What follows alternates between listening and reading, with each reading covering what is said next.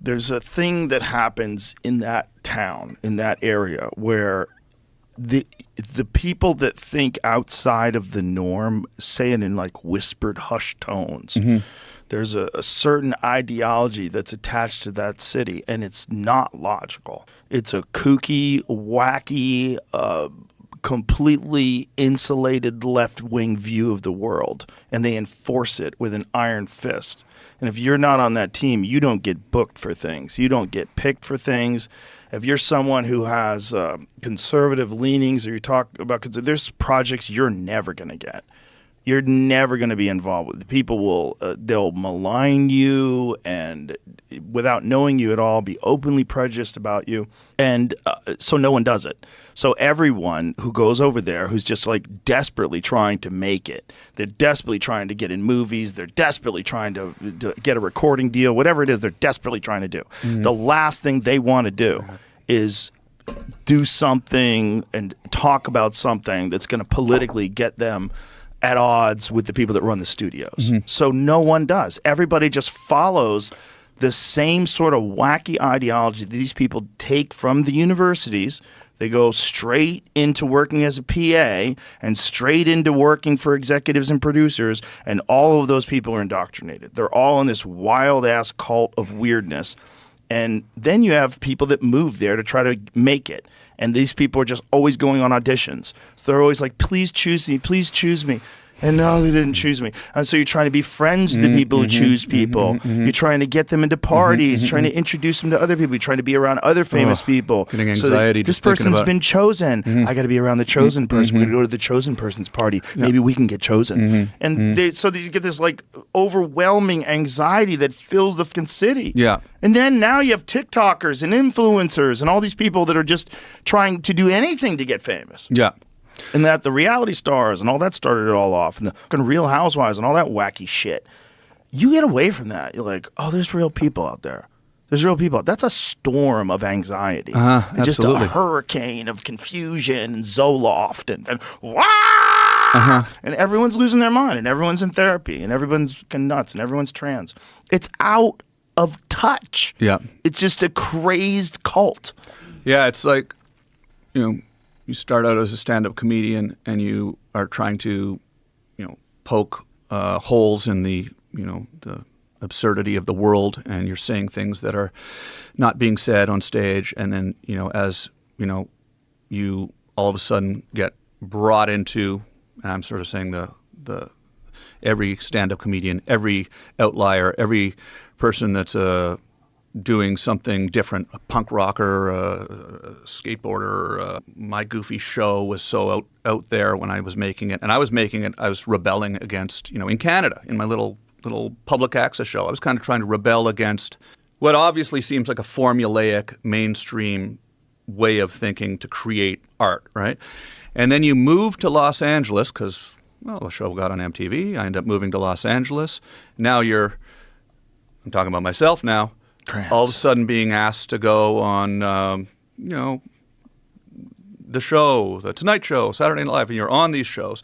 And, I was sort of a bit of a naive, moron, basically, like in purposefully so. I would go on these shows, try to go nuts, right, and try to do something crazy and just try to sort of almost disrupt the whole format of it, right, in those first couple of years as a naive person who didn't understand how Hollywood worked. And I was just, I went on, I had a similar thing to our last appearance here on Jay Leno. I went on Jay Leno when I had a film coming out. I went on Jay Leno and I came up with this bit. Let me roll the bar. They had remember they had the bar cart, the J bar. I'll roll it out on stage during the show, and then I'll do a shot of Jaeger with Jay.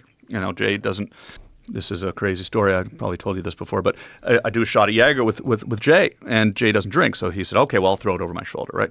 So we go there, and I'm with my buddy who's, as a buddy who, like, pushes you further into the darkness, right? Like, you got a bad idea, and he pushes you further and makes it even worse. Use the force. Yeah. So we're in the green room getting ready. I'm in the green room with my buddy getting ready to go on the show, and he goes, do a shot now before you go on. I'm like, oh, okay, so I do a shot now before I go on, right?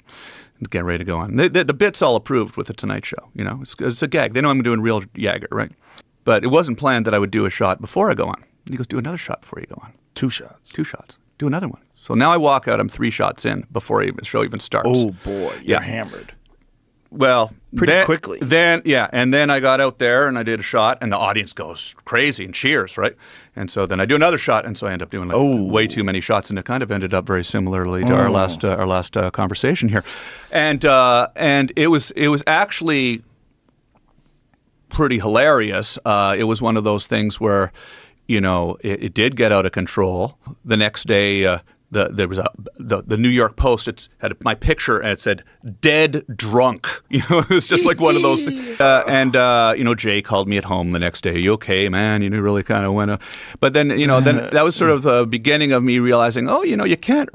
Why Tom Green went on Leno and deliberately got drunk. Yeah, and in hindsight, I go, well, that was kind of the outrageous kind of young version of me that I was doing on the show that made perfect sense to do that for a gag. But then, the naive kid in me didn't understand, well, a lot of people in Hollywood did not understand that and then got mad. And the movie studio. People got mad at you? Well, like the movie studio, I was on promoting a movie and they were like, oh, we don't want you to go any more talk shows for the movie. I'm like, what? It was a joke. It was a joke. And they're not interpreting it as a joke. They're interpreting it as me being kind of out of control. Which, yeah, exactly. But it was a manufactured out of control. I was out of control, but it was planned. It was planned confusion, right? So, but that kind of subtlety didn't really kind of pass the smell test. So then you start to go, oh, geez, I better tone it down a little bit. Better tone it down a little bit because this, and you sort of end up falling into that feeling where all of a sudden you're, like you said, going to an audition or driving out to a meeting and. Or just being a person that you're not. Yeah, exactly. Like if you're hosting a late night talk show and all of a sudden you're this sort of wearing a tie, this odd button down. And trying to make something that they like and fit into their mold and, try to get your own little creative shots off within that mold. But no longer are you actually being purely yourself, right? Right. And you can't. It's not even possible. Then, you end up living there for 20 years, and it becomes normal pretty quickly, right? And then you sort of slowly forget, this is just the way it works, I guess, now. And then eventually, one day you go, I'm getting out of here. And I got to say, when you moved here, it was a bit of a light bulb, I think, for me too. It was inspiring for me because I sort of realized, oh, look at that, Joe's leaving. Because you were always at the Comedy Store, all the clubs. It was a scene in L.A. and you're thinking, wow, like Joe's just going to go do it on his own and just turn his back on this whole infrastructure here. And I was like, yeah, you can do that. You don't have to be here. And it was really inspiring. And it inspired a lot of people.